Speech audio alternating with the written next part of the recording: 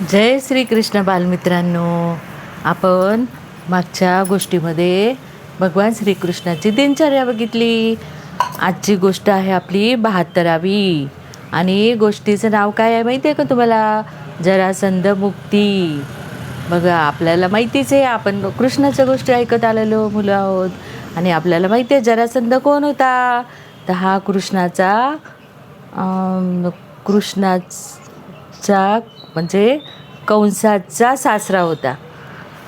तर अशा या कृष्णाने आपल्या जामात म्हणजे कंसाला मारल्याबद्दल हा खूप मोठा राजा होता आणि हा नाराज होता की आपल्या जामाताला यांनी ठार केलं, म्हणून कृष्णावर तो खूप चिडलेला होता आणि म्हणून त्यांनी मथुरेवर 17 वेळा आक्रमण केलं आणि 18व्या वेळा पण केलं. पण रणछोडदास सागर किनारी निघून गेले, तिकडे त्यांनी द्वारका बसवली. आपण इथपर्यंत तर हे बघितलंच आहे. पण हा जरासंध एवढा दृष्ट राजा होता की याला राजांचा नरबळी द्यायचा होता. 100 राजे त्याच्यामध्ये, 85 राजे त्याच्या जेलमध्ये बंदिस्त होते आणि 100 राजे झाल्यानंतर तो या 100 राजांचा नरबळी आपल्या यज्ञामध्ये देणार होता. असा हा जरासंध होता. आणि म्हणून मग आपण मागच्याच गोष्टीत पाहिलं की श्रीकृष्णाकडे त्याच्यातला एक ब्राह्मण, एक दूत आला होता आणि त्यांनी सांगितलं की आमची या जरासंधापासून सुटका करा. आणि मग कृष्णाला पण त्याच्याकडे बघायचंच होतं. पण आता जरासंध हा 10 सहस्र हत्तीचं बळ होतं याला, आणि याच्या तोडीला कोण असेल तर तो भीमच होता. कारण भीमाला पण 10,000 हत्तीचं बळ होतं, म्हणजे एवढी त्यांची पॉवर होती. आणि मग अशासोबत काय करावं म्हणून मागच्या वेळेसच आपण पाहिलं की उद्धवांनी सांगितलं, नाही, नारद मुनी आलं होते, नारदांनी सांगितलं की पांडव खूप मोठा यज्ञ करणारे, राजसू यज्ञ, आणि त्या यज्ञामध्ये तुम्हाला त्यांनी सहभागी होण्यासाठी आणि त्याचा भाग घेण्यासाठी तुम्हाला इंद्रप्रस्थाला बोलवलं आहे. आणि मग कृष्ण भगवान आपल्या पत्न्यांसह ते हस्तिनापूरला आले. हस्तिनापूरला आपण पाहिलंच आहे मागच्या वेळेस की इंद्रप्रस्थात आणि हस्तिनापुरात त्यांचं खूप मोठं स्वागत करण्यात आलं. आणि मग आता युधिष्ठिराने सांगितलं की भगवंता, मला आहे ना कृष्णा, मला हा मोठा राजसूय यज्ञ करायचा आहे, पण याच्याकरता हा जरासंधच आडवा येतोय. युधिष्ठिर महाराजांचे वक्तव्य ऐकून घेतल्यावर श्रीकृष्ण बोलू लागले. ते म्हणाले, प्रिय शत्रुघ्न, न्यायमूर्ती युधिष्ठिर महाराज, आपल्या राजसूय यज्ञ करण्याच्या प्रस्तावाला माझी पूर्ण सहमती आहे.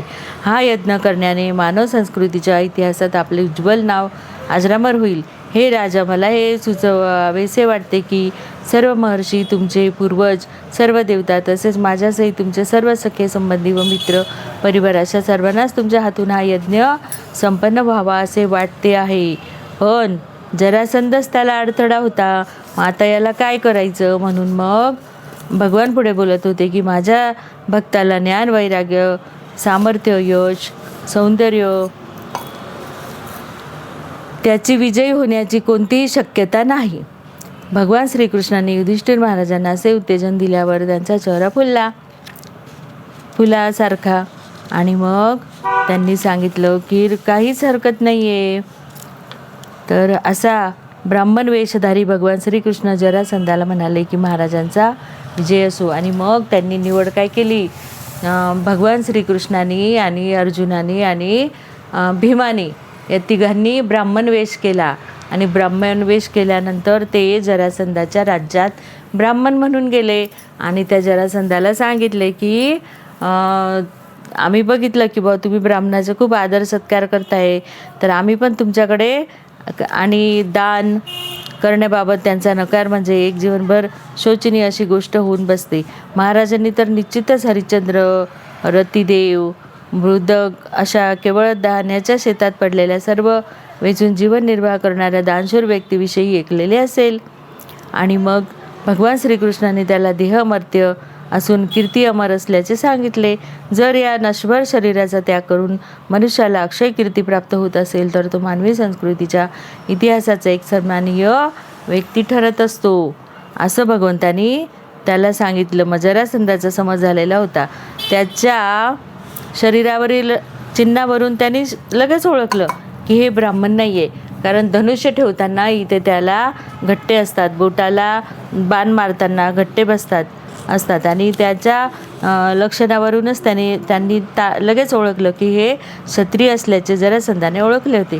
धनुष्य वहन केल्यामुळे त्यांच्या खांद्यावर एक विशिष्ट खूण उमटलेली होती.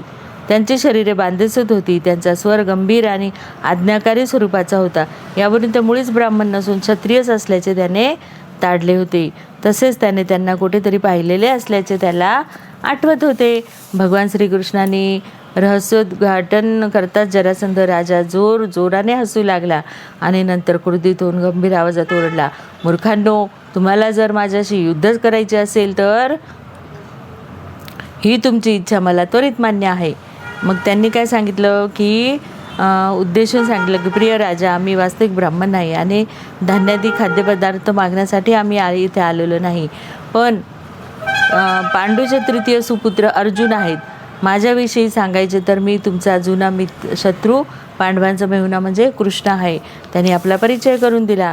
भीमसेन मात्र माझ्या योग्य असा त्यांनीच ठरवलं मग जरासंधाने की कृष्ण तू तर भ्याड आहे आणि अर्जुन तर पण माझ्यापेक्षा लहान आहे. मग माझ्यासोबत द्वंद्व युद्ध करण्यासाठी भीमसेनच हा योग्य आहे. अशा रीतीने नंतर ते युद्धासाठी नगराच्या तटबंदी बाहेर गेले. भीमसेन व जरासंधाचे तुडुंब युद्ध जुंपले. प्रत्येकाची गदा वज्राप्रमाणे सशक्त होती. ते एकमेकांवर जोराने गदाप्रहार करू लागले. ते दोघेही युद्धासाठी उत्सुक होते. दोघेही गदा युद्धात अतिशय प्रवीण होते. त्यांची एकमेकांवर गदाप्रहार करण्याची रीत इतकी आश्चर्यकारक होती की त्यांना युद्ध करताना पाहून रणभूमीवर नृत्य करणाऱ्या कलाकाराचे स्मरण होते. आणि असं त्यांचं दोघांचं युद्ध 27 दिवस चाललं. 27 दिवस कोणीच मागे हटत नव्हतं. रोज सकाळ झाली का त्या दोघांचं द्वंद्व युद्ध सुरू व्हायचं. आणि 28व्या दिवशी भीमसेन कृष्णाला म्हणाला, प्रिय श्रीकृष्ण, मला जरासंधाला जिंकणे शक्य नाही हे मी उघडपणे मान्य करतो. भगवान श्रीकृष्णांना जरासंधाच्या जन्माचे गूढ माहीत होते. जरासंधाचा जन्म 2 वेगवेगळ्या माताद्वारे 2 वेगवेगळ्या भागात झालेला होता. ते जेव्हा त्यांच्या पित्याने पाहिले की मूल अयोग्य आहे तेव्हा त्यांनी ते 2 गर्भाचे भाग जंगलात टाकून दिले होते. तेथे एका जरा नावाच्या चेटकिनीला ते 2 भाग सापडले व तिने ते 2 भाग जोडण्याचा प्रयत्न केला. तिला ते 2 भाग खालपासून वरपर्यंत जोडण्यात यश आले. हे रहस्य माहीत असल्याने भगवान श्रीकृष्णांना त्याच्या मृत्यूचे गूढही माहीतच होते. म्हणजे कसं होतं, त्याचं 2 भाग होते त्याच्या शरीराचे, 2 पायाचे 2 भाग. आणि जर ते विरुद्ध बाजूला केले तर ते जुळत नाही, पण जर एकाच बाजूला जर फेकले तर ते लगेच जुळत होते. हे रहस्य माहिती होतं. म्हणून कृष्णाने काय केलं, भीमाला सांगितलं की जरासंधाचे पाय पकडून त्याला जमिनीवर आपटले. तो खाली पडताच भीमसेनाने त्याचा एक पाय जमिनीवर दाबून धरला व दुसरा पाय पकडला. अशा रीतीने त्याने जरासंधाचा मधोमध चिरून टाकले. त्याप्रमाणे एखादा हत्ती जसं 2 पायाच्या मध्ये 2 भाग केले त्यांनी त्याचे, वृक्षाच्या फांद्याचे मधोमध चिरून 2 तुकडे करतो, अगदी त्याचप्रमाणे भीमसेनाने जरासंधाच्या शरीराचे 2 तुकडे केले. जमलेल्या प्रेक्षकांनी ते 2 तुकडे पाहिले. त्या प्रत्येक भागात 1 पाय, 1 मांडी, 1 अंडकोश, 1 जत्रू, 1 हात, 1 डोळा, म्हणजे असं बरोबर अर्धा इकडं भाग अर्धा इकडं भाग असा त्यांनी केला. जरासंधाच्या मृत्यूची वार्ता समजतात मगध राज्यातील सर्व नागरिक हाय हाय करीत ओरडू लागले. भगवान श्रीकृष्ण व अर्जुनाने भीमसेनाने अभिनंदन करून आलिंगन दिले. आता जरासंधाचा वध झालेला होता, तरी श्रीकृष्णाने किंवा पांडवबंधूंनी त्यांच्या राज्यावर हक्क दाखविला नाही. तर त्यांनी काय केलं, त्याचा जो मुलगा होता, जरासंधाचा मुलगा सहदेव नावाच्या पुत्राला बोलविण्यासाठी आज्ञा दिली व योग्य धार्मिक क्रिया संपादनपूर्वक त्याला पित्याच्या गादीवर राज्याभिषेक करवला. एवढं राज्य पण त्यांनी घेतलेलं नाही. श्रीकृष्ण अखिल ब्रह्मांड नायक आहेत आणि सर्वांनी कृष्ण भावना रहित भावीत राहून सुखाने जगावे अशी त्यांची इच्छा आहे. राजकुमार सहदेवाला राज्यपद दिल्यानंतर त्यांनी जरासंधाने अन्यायपूर्वक बंदीत टाकलेल्या सर्व राज्यांची सुटका केली. 85 राज्य त्यांनी अटकेत ठेवलेले होते आणि सगळ्यांना मग खूप आनंद झाला. अशा जरासंधाचा वध आपण आज बघितला. आता पुढची गोष्ट आपण पुढच्या भागात बघणार आहे. जय श्री कृष्णा.